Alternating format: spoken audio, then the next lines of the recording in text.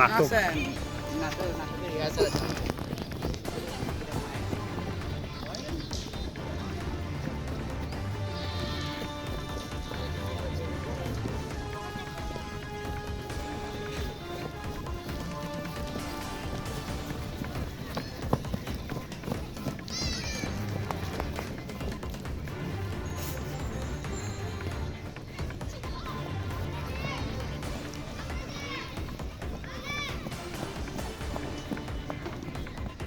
খুব ভালো লাগছে, ছেলেরা খুব জ্বালাইত, কবে খুলবে দেখ খুলেছে, চলছে, ছেলেরা ভালো।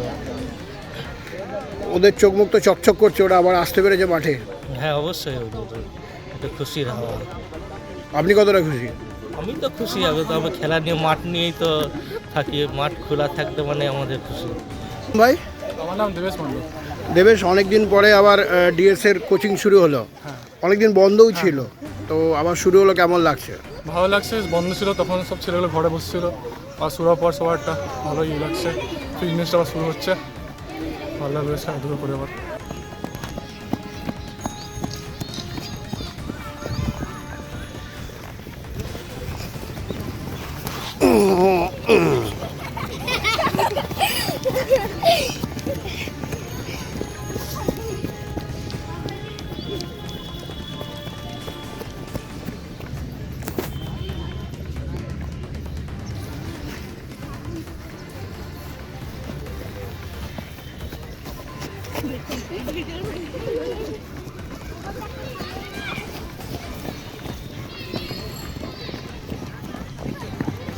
খুব ভালো, আমরা প্রায় 6 মাস পর এলাম প্র্যাকটিসে, কিছুদিন আগে থেকে শুরু হয়েছে আমাদের, তো ভালোই লাগছে।